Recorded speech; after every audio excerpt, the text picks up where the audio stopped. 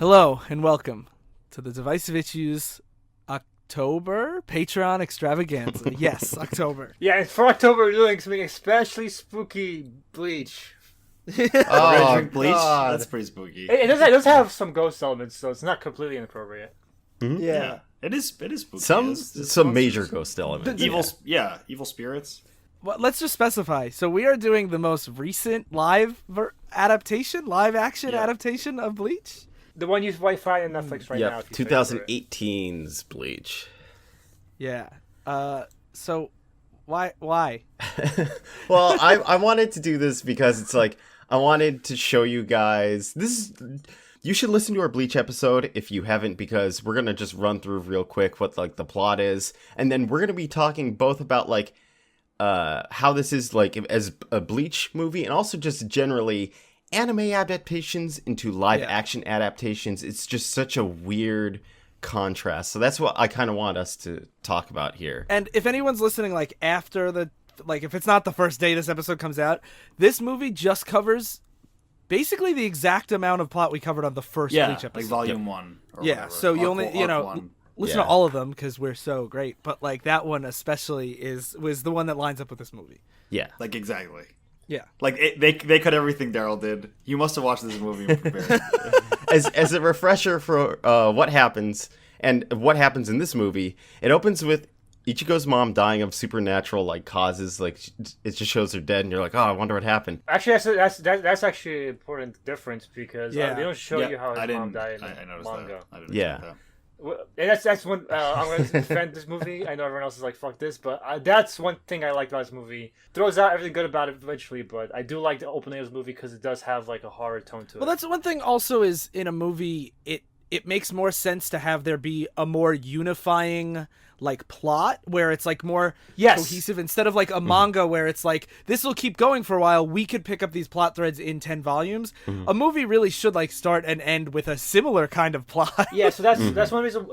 This movie has a lot of flaws, but I do think the one thing I find interesting about looking at these adaptations, these live action film adaptations, because I've seen a few of them at this point, because they are mangas are in an episodic format, but when you make a movie, you can't just have it feel like it's going to be too much like episode 1, this is a pilot. While this movie it basically makes him getting revenge for his mom become the central focus of the film, which I think is a good idea if you want to make it feel more like a singular plot movie story.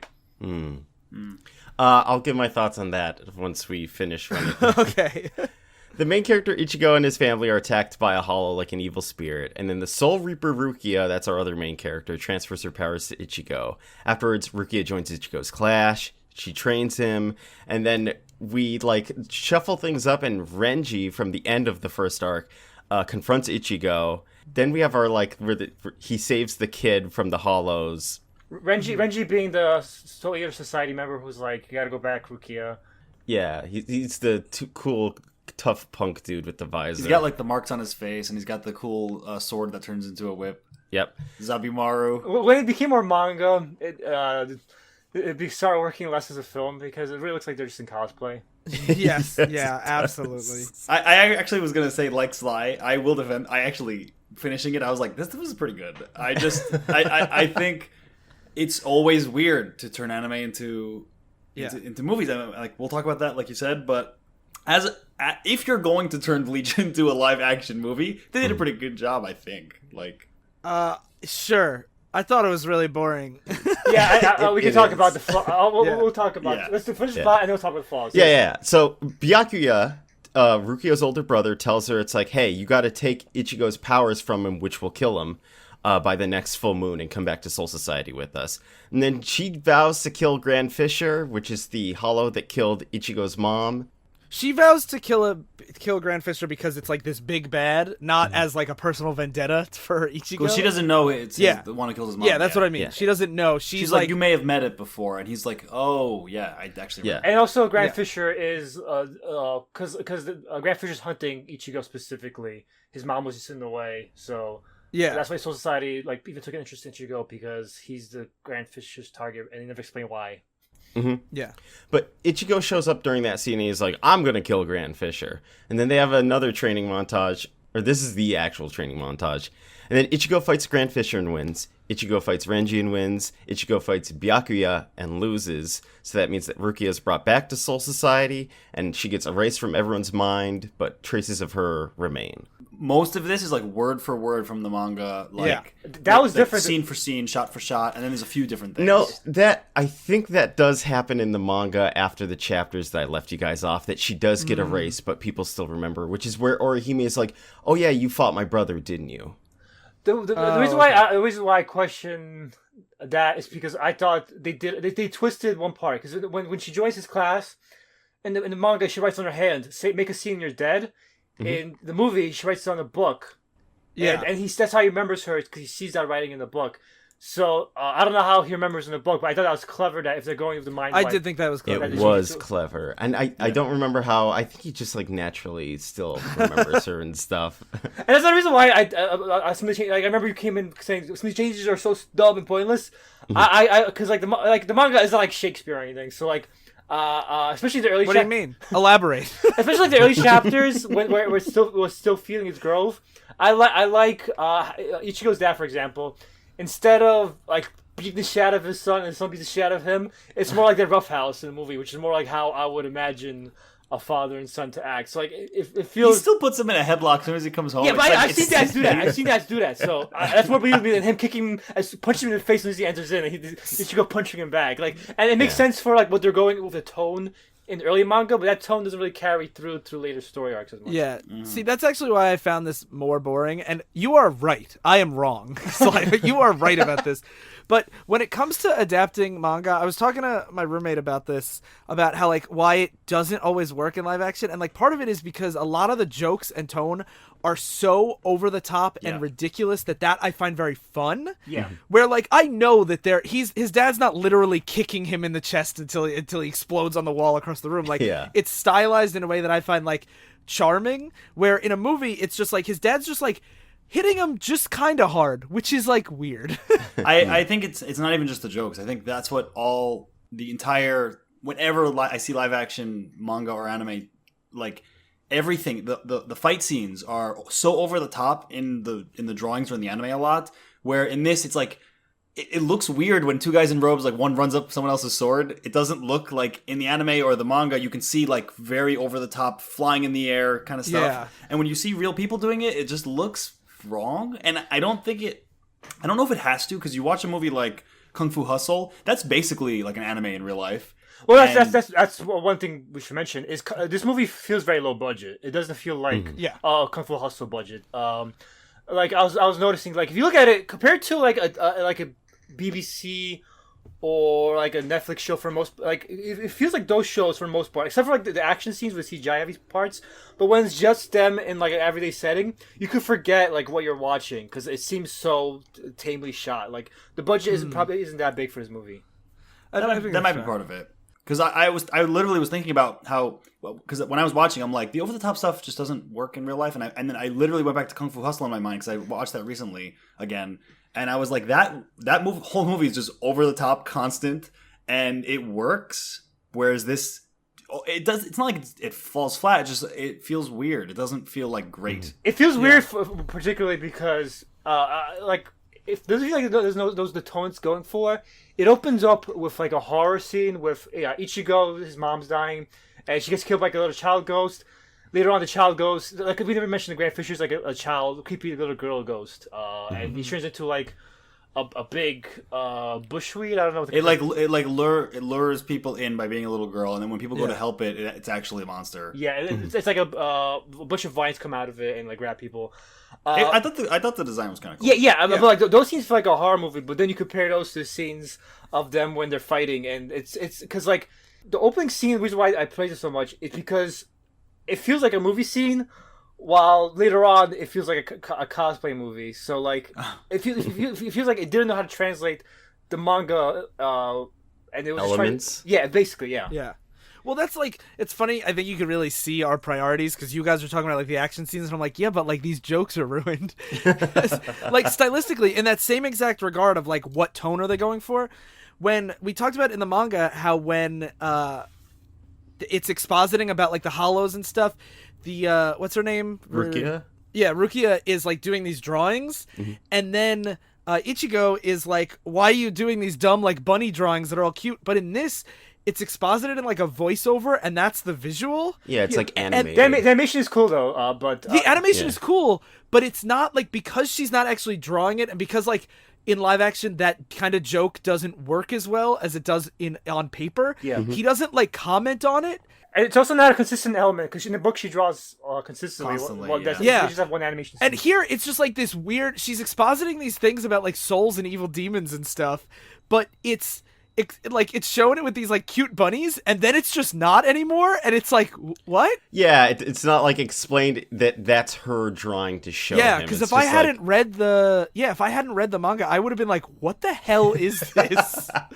And then like when the monsters show up, you're like, I thought they were little bunnies. That's always the weird thing in adaptations, especially ones that like are mostly faithful.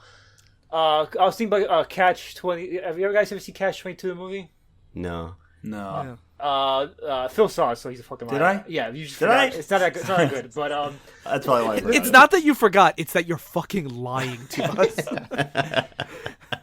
if anyone knows that movie, like, unless you read the book, it's impossible to know what's happening. Yeah. And that's one of those weird things we have an adaptation that's so close to the book, where it takes like you have to know the book to follow some stuff, but it's so different that you can't appreciate it because it's different for no reason. Like, it's just one of those weird things. That's like precisely how I felt with this movie, where I'm like, Yeah, I agree. I feel like you kind of need, in order for things to flow properly, you need to have read the manga or be familiar with the characters from like the anime and stuff. But it's like, it's different enough to kind of be annoying. Yeah. And like where Ryan was like, the humor doesn't like translate that well, and Phil and Sly are like, the action scenes don't translate that well. I'm just like, why include some things but not other things? Like, all right, first off, Chad's in this movie. Chad is not half Mexican. He's just Japanese now. And that really irks me. That happens in every single... The reason why that wouldn't bother me is because it happens in every single fucking Japanese adaptation of an anime. In Death Note, they made all the American characters Japanese too. Like, that's what they do. They get Japanese actors. Yeah. It's still annoying. And Chad does nothing in this movie. It's like, why include him? He saves their lives when they throw that thing, when the grandfather throws that thing through the window. He somehow blocked this piece of debris, and I'm like, wow, this guy's not human. The funny thing is about Chad, because like I would have defended the decision if they had him, just because like Chad becomes nothing in the book according to you. Yeah. So I would be fine with them making him just a flavor for Ichigo's social circle, but he's not even that flavorful. I feel like there's like a jokester character in the movie. I remember him much better than I remember Chad. So like, even in terms of filling out his cast, I don't remember Chad at all. Yeah, it just shows up and it's like, hey, you're from the manga or the show.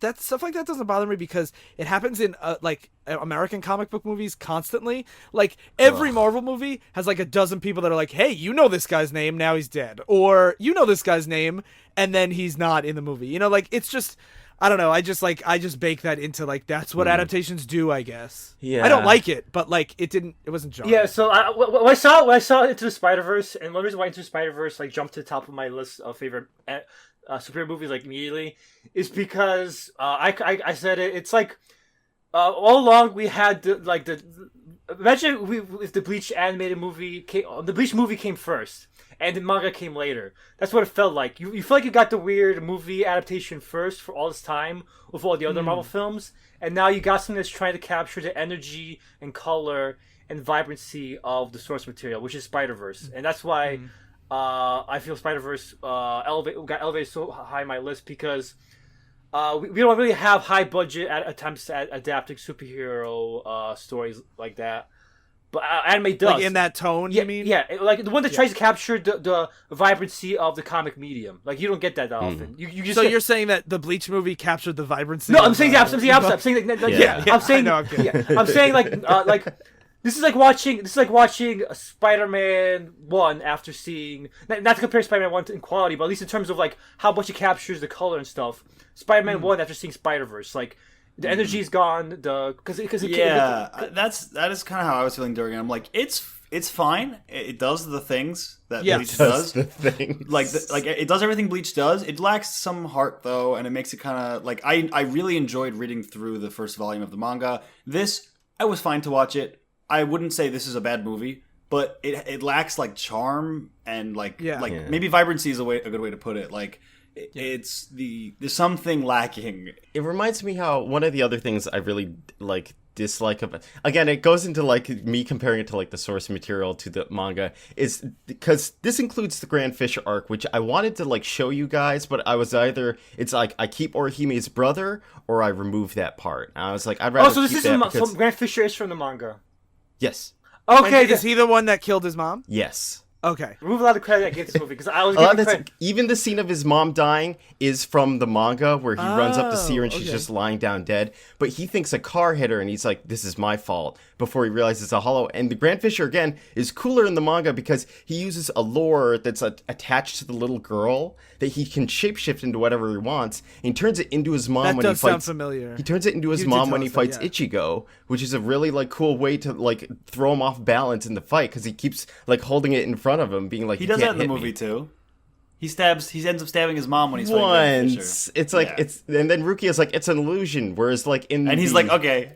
Yeah, and then they teleport to like a city, which is the other weird thing, is like they start off in the mountains, which is where they fight in the manga, and then they're like, we gotta somehow tie up all these plot threads, so they just instantly teleport to a city, which is where Renji and Byakuya also go to fight him. I was gonna make fun of you for being like, actually this is supposed to be mountains, not city, but I do agree that it does feel forced that every single named character happens to be in this 3-block radius at the same time, where it's like, shit, we have to just do everything. Well, it's one of the things where it's like, it's okay if you want to have the fight happen in a city, but the thing is, it's like the setting switch is so weird, and especially because it includes little scenes of like them walking up the family walking up the hill to go see the mom's grave, and they're talking about like how annoying this walk is, and it's like, that's directly from the manga, and then immediately it's like they just want to switch it completely over to the city. It's just bizarre. It's weird. Weird. That's probably with, because they had this set probably in the city and they had very low budget. That's why I mean it feels cheap. There's only a handful of sets in the movie overall, and too. And that's one reason just to bitch about the ending real quick. I think in the manga it was at nighttime. Am I misremembering that? Yes. Yeah. So like the ending fight with the two swordsman guys. That's where the movie completely failed because it felt much less cinematic than anything else, even though compared to the manga that was based on, especially because it just felt like people complain about the Marvel movies feeling flat with a very gray color palette and just people standing in very standard lighting. That was exactly that. It felt like the one of the lazier Marvel films for me. And I felt the comic had a cool night setting to it. But more importantly, you made me realize. So you made me completely abandon this movie because if Grand Fisher from the manga, this movie fucking sucks. Because again, his design too, like he looks a little bit more like a hairy hamster in the other one than just hair. Yeah, he's still like a super like hairy kind of dude with like tentacles. Because Grand Fisher, I thought it was a good concept. I didn't think they did it well enough or developed it well enough to make it work. It just took a concept that really worked well and they fucked it up. Okay, so I do think it was a smart move to move that arc up to the very beginning and make that like the overarching arc of like his first adventure. It is like the most emotionally charged thing that happens with Ichigo in the first arc, other than Rukia being taken, because it's about his mom and having to avenge her from a hollow. Yeah, and I like going back to that, like the differences between the manga and the movie is they. I had mentioned this in the episode, but they did not include the scene where Ichigo's like, I can't talk to you about this because like this is too personal to me. And Rukia says to him, it's like, then I'll wait for you to tell me about this. It's like they cut that out. I'm like, that was the core defining moment between like their relationship in the first arc, which is a weird thing not to include when you have like all the space to like, especially when you're adapting lines from the manga directly to the show. It's like that seems like an easy thing to do to show that she does care about him and she is part of this world now and she's not just the Soul Reaper. And to back up what Ryan was saying about the over the topness, as much as I'm met on the early chapters of Bleach, the over the topness really helped Rukia and Ichigo's relationship a lot. Because they're such polarizing, like contrasting characters. They're always yelling at each other and stuff like that. In the movie, if you don't know Rukia from the manga, you really don't care that she's going away in the movie. Like, you don't get enough time to develop them. Her relationship with Ichigo isn't that interesting. While the manga, she's almost too like straightforward in the movie, where she's got like a lot more of a strong personality, sass in the manga, where you're like, oh, she's cool because she doesn't take any guff from. She kind of has that like tsundere like personality where it's like she's always yelling at the main character, kicking him and stuff, and it adds like some flavor to her as opposed to she's just like a reaper in this. And they get to know each other. This is my duty. I got to do it. Yeah, they get to know each other a little, but you don't have the time to develop it. So, like you guys said, when the movie ends with her being taken away, they're both crying a little bit, but I was like, that's kind of sad, but not like, when I was reading the manga, I felt much more emotional about everything I read. Mm-hmm. And to go back to one of the things you were saying, Daryl, about the like slight change, like why cut this dialogue and stuff like that. It's one of the interesting things I've seen about a lot of anime and live action manga versus like Western adaptations. Like I said before, is that like, as someone who hasn't watched a lot of anime but has read mangas with like of the animes people have watched, I can talk to everybody because the animes are usually very, very faithful. Yes. Like, I could talk about, like, Death Note and Dragon Ball Z, like, no problem, or Full Metal Alchemist or whatever, like, with people who've watched it. And it reminds me a lot of, like the Western adaptation that I always look at when I talk about this kind of thing is, like, Watchmen, where it's mostly really, really accurate, but because of that, it makes the changes they make so jarring. Yeah. Because you have to ask... It's same thing, like, we've talked about this with, like, earlier seasons of Game of Thrones, where they make these slight changes... And if it was just like a spiritual adaptation, like the Marvel movies are, like, a lot of the DC movies are too, where it's not trying to adapt a specific plot, but more like a style or a tone, you can get away with a lot more flexibility. But when it's like note for note, and then they make this slight change, it makes the audience, like, who have read the books or, watched whatever it's originally from, ask the questions, why did you change this? And if you're not providing an answer, it's a bad change. Yeah, it's like, why even keep it note for note if you're making like all exactly. these... I think that's just how like brains work. It's kind of like how Uncanny Valley's feeling. It's like when something looks almost human but it's not, and it creeps you out. It almost reminds me of the same thing where our minds are like, you put it in that box once it's so similar, and then the deviations really do stand out to you, and they create like this dissonance in your mind where you're like, but why? Like, why make it? Why is this different? The reason why I use like Watchmen, for example, is like the whole point is that like these are regular guys, and then like when Zack Snyder just changes one thing where like all of a sudden Rorschach can beat like 15 cops before he gets taken down. That's a major change. Like, that's why that movie sucks. But what I mean is, like, on paper it's a small, just like stylistic, like, look, we'll have a cool fight for Zack Snyder, when he wrote that plot, he probably just viewed it in between notes. Cool action scene. But what I mean is, like, it's something that it raises the question, like, why did you change it? And when the answer is because it would look cool, it's like, oh, you don't get the whole point. That is why the movie sucks. Exactly. Like, with stuff like that, it reminds me of like our Game of Thrones conversations where I'm like, when you make changes like that, it shows me you don't get what this is about. And then I'm like, it's not just like why not why bring in this character, not that character? It's like you're missing the central point of the book.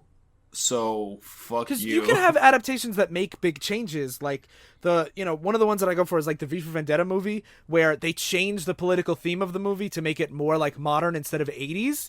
And like, to me, even if you don't like that change, they answer the question of like, why did you change this? It's because we were trying to tell a similar tone story with a different context.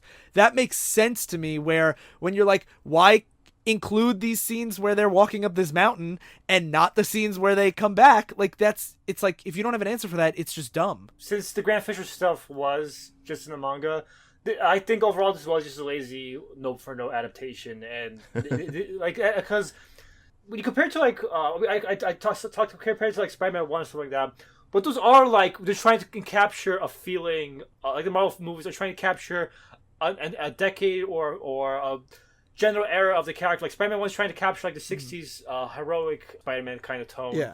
While Amazing Spider-Man is more trying to go for like a grittier, maybe 80s kind of Spider-Man. And Far From Home is like trying to do like Ultimate Spider-Man and more 2000s tone. Like they're doing all these conscious efforts to try to capture a bunch of era of a character in one movie. While this movie is just like they took the fucking manga and just tore out pages for it for the most part and randomly changed some notes. Did you guys know this got an 80 on Rotten Tomatoes? out of 5 reviews. Yeah, out of 5 reviews. But out of 5, that's pretty good. Out of 780 user reviews, it has a 78. Wow. Well, good. Bleach fans have been thirsty for content for a long time, like animated content. Yeah, well, what was it? Last Jedi has like a 40% based on the viewer rating. So One of the critic can't reviews trust says it's dopey, colorful live-action manga that plays like a dopey, violent Japanese Harry Potter. oh my god, really? It really does play a fucking like Zombie Harry Potter. That's fucking funny. You also have to ask the question, like, who is this for? Yeah. And like, Fanboys. yeah, no, but that's the thing is, if they were making it as like a let's expose a more Western audience or like a newer generation to Bleach, it would fail miserably. If it's just like let's do a nostalgia trip for like late 20-somethings to watch on Netflix as like a let's remember what I liked about Bleach, it's fine, I think agree, it's for and that latter audience. Yeah. I also think after while I was watching this, I was kind of like, I kind of just want to watch the Bleach anime. Like, I want to stop watching this and watch the anime. If I want to see animated version of this, I'd rather check out the anime. It's much better. It's, again, like Ryan said, it is definitely faithful to the manga. You can get through like most of the. You don't have to read the manga. You can just watch the anime to understand Bleach. And there's guides online to skip filler too. So. Yep, which is what I did. I heard Bleach has better filler arcs than most manga. Because they have separate story arcs instead of driving episodes and stuff like that. It's pretty crazy that this film opened at number 4 opening weekend, and on second weekend stayed at number 5, but then by third weekend was it in the Japanese box office? Yeah. Japanese box office is weird. There's lots of movies that are there for... I forget what number 1 movie is. Something crazy. I remember the when Endgame came out, like every country in the world, Endgame was number 1, except Japan had Detective Conan's new movie. Yes, that was that. Yeah, I was gonna say, like, the Bleach name still has a lot of pull. Also, the other thing that kind of annoyed me with this movie is, like, how Ryan said, it's like you can keep some things, but then all the changes, like, kind of make it seem, like, a lot weirder. I was down for, like, if you wanted to focus on the Grand Fisher storyline, that's cool because that's a central thing to Ichigo's character. But the problem is if you have all these extraneous characters that do things in different arcs, if they're just hanging around, they just feel like dead weight.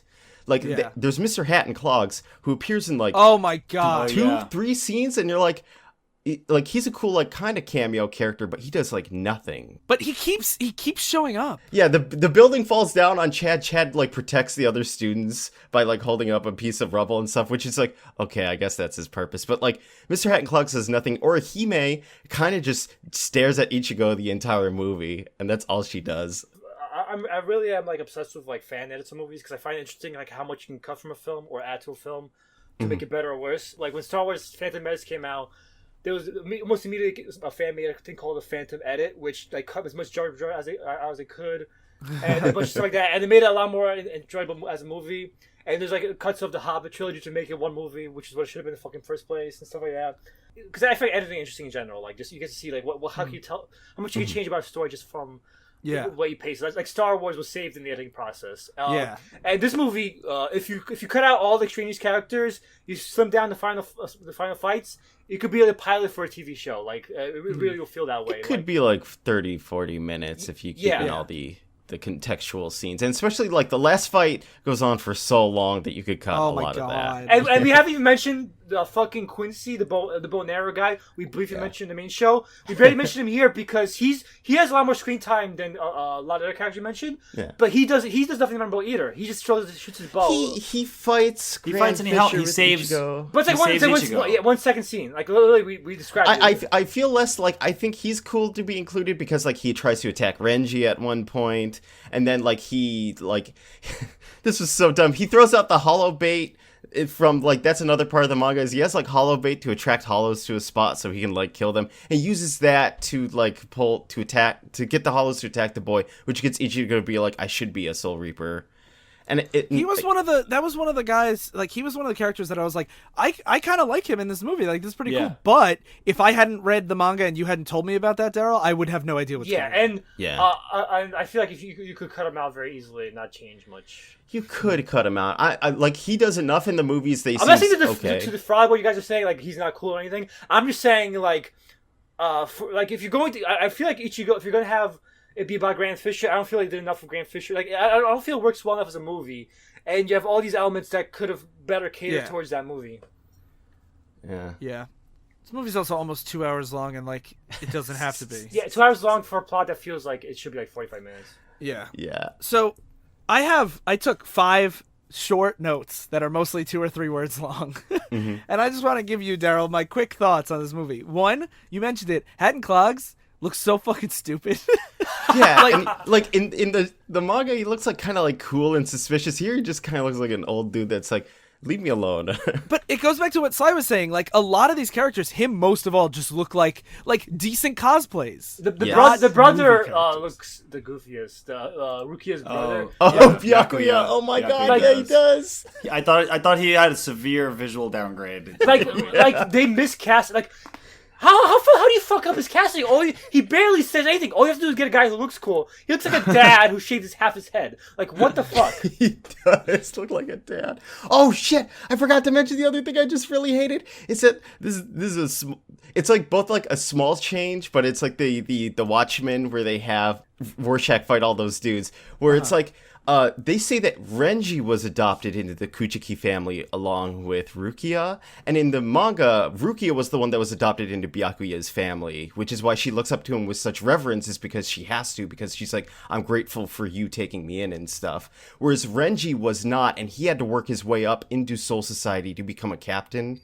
Because they used to be friends together, and then Rukia got adopted. And then Renji's like, I'll join you in Soul Society one day when I get stronger. And that's his story. And here they're just like, yeah, I got adopted too, which is like a weird thing because they're kind of like, there's romance between them, and it's like, now I'm basically your brother? What a dumb thing to do.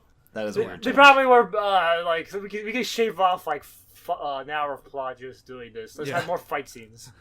Yeah, but it's like, why mention that? So a couple more of my notes. They're very short. One, I thought that this moment was so dumb when he's like getting ready to, when the big bads are coming to capture Rukia and take her home.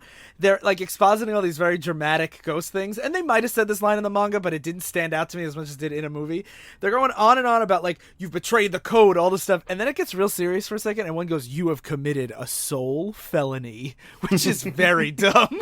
I didn't even notice that in the movie or in the manga, so I think it's one of those things where it's like you'd have to look at the original Japanese to see if they use the word soul or the kanji next to the I was also watching the dub, so it's very possible that it's just like some bad translation or something. You committed a soul felony. But it just like, it was so, the dub was bad for what it's worth, but it was so funny. I was like, what is that? What is a soul felony? Is there soul misdemeanors? Like soul code, soul whatever. Yeah. What else? Calling a felony is just fucking hilarious. One thing that was a weird set choice in Ichigo's room, he had a Bad Religion poster that was just an album cover from their 2005 album, The Empire Strikes First.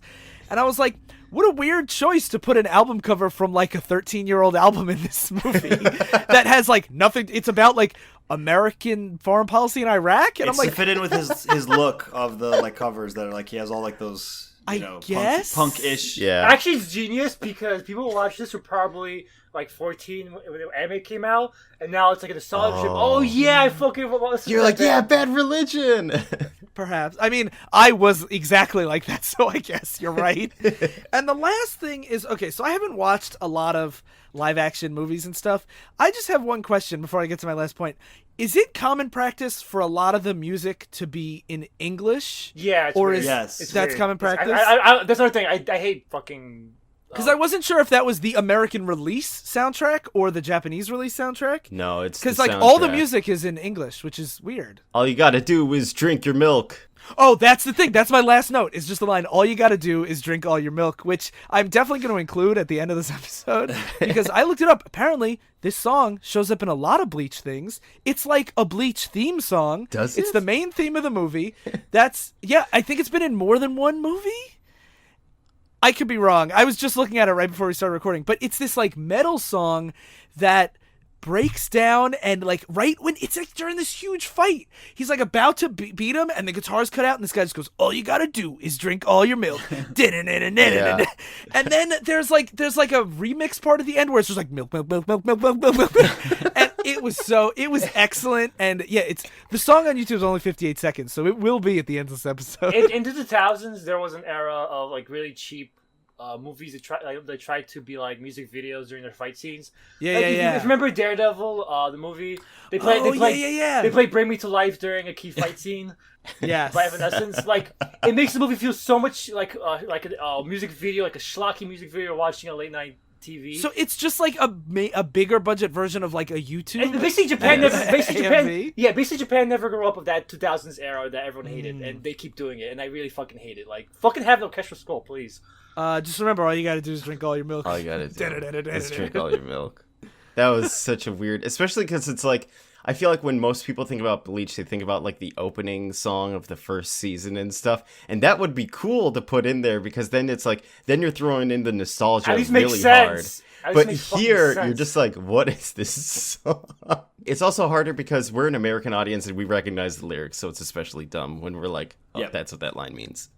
Oh, I misread this. It's the song is heard in numerous scenes of the live-action adaptation of Bleach. I was going to say, I've never heard it. I mean, on that thread, like, you know, almost every anime has English lyrics in their opening and ending songs that don't make that much sense. But again, it's not the target audience is not American. They're not native English speakers. They might get the words, a few of them, but it doesn't sound as awkward to native as if you're a native English speaker. Mm-hmm. So I think that's why, like, you see that in anime a lot. It's still weird because it's like if you have especially since the movie's trying to be serious.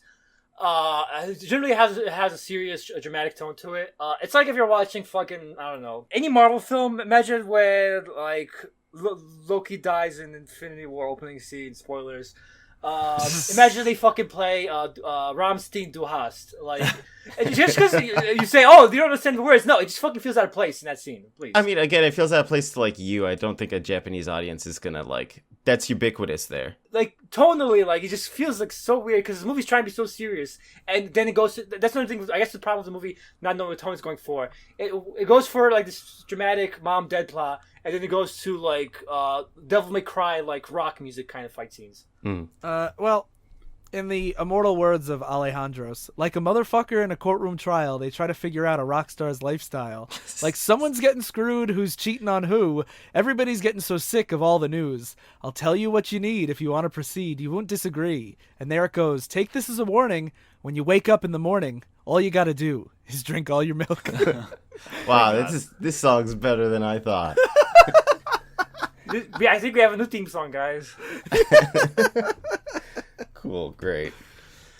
All right, that's that movie. I thought that movie, like Phil, I'm like, it's okay. I feel like the only thing the stuff I was most interested in is the fact that it's like I kind of like the first arc of Bleach, so I was like, oh, this is cool seeing this played out. But it's also like the anime is just better at doing it because it's more like accurate to the manga. Whereas here it's just like Renji looks a little weird, Byakuya looks so pathetic, and I think it was worth doing because at least from the ones I've seen, this is very emblematic of a lot of them. Like, do you guys like any live action anime or manga stuff? I guess not. I don't. I haven't enjoyed one really. Yeah, I defended the Death Note one, but it is nowhere as near as good as the manga.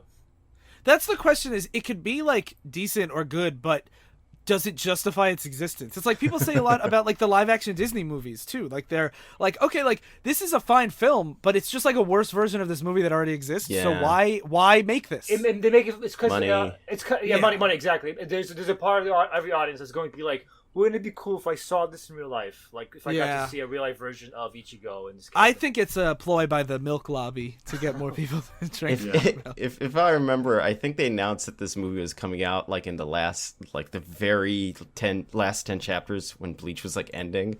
And so a lot of people are like, who gives a shit? This is a terrible shonen. Like, don't adapt it. What are you doing? But that's why when I thought Grand Fisher was an original plot, when I thought, because when I said, oh, it's not Shakespeare, you could theoretically create like a separate alternate good, or at least better finale for the series if you're going to be more divergent. But if they are just fucking, everything was just a worse version of the manga, then no, fuck this movie. That's the other thing, it ends weirdly kind of like tonally, because Ruki has to get taken back and it's like super sad. Whereas like in the manga, it builds up, it's like we have to go save her. Whereas, like, in the show, it's just like, well, that's me being Soul Reaper. I guess I'm done. I disagree. I think that works as a movie. I think it works as a movie because they don't know if they're going to get another movie contract with all the actors and everything. you don't know if it's gonna be successful enough. So I think that was a good hedging their bets where. It's kind of, well, it's not. It doesn't really work. 'Cause it's not a good movie. But if it was a good movie, you'd be like, "Oh, so this is my foray to this world. It's sad that it had to end like this, but it's over." But because if they had it it'd be like it's like if you watch Amazing Spider-Man 2, the end on Spider-Man's Spider-Man's girlfriend dying. But they have a finale where he goes back to being Spider-Man. He gets over it at the finale. As much as it sucks that he gets over it in like a week, it would have been much more depressing if that series ended with Spider-Man quitting because his girlfriend died forever. Yeah. And then we wouldn't get to see Paul Giamatti as the Rhino for 4 minutes. Yes, that that's the only Spider-Man movie I never saw. It's Me easily too. the worst one. It's so terrible. That's why when you said spoilers, I didn't even take my headphones off. I'm like, I don't care. So, hot take: Spider-Man Into the Spider-Verse is better than the Bleach movie, Yes. but the Bleach movie is better than Amazing Spider-Man 2. Yes. Yes. The hottest of takes. I haven't seen Amazing Spider-Man, so I can't confirm or deny Me this. too, but I'm I'll just have gonna to watch assume. it. I like that was your response to Phil, who also has not. Anyway, Thank you guys for backing us on Patreon. And just in case I forget, I keep meaning to thank our new backer Ryan on a real episode, which I will, but I forgot. you So can't thank yourself. it's not me. Yeah. It's a different Oh. Ryan. Oh. Yeah. Brian. Yeah. So thank you, Ryan. And if you hear this and I haven't thanked you on a real episode yet, wait longer. I was gonna say yeah. they gave permission to kill me or something like that. Yeah, I mean, also that. But I give those away. That doesn't mean anything. Waiting longer is a privilege. So, okay. So thank you guys for backing us on Patreon and for listening.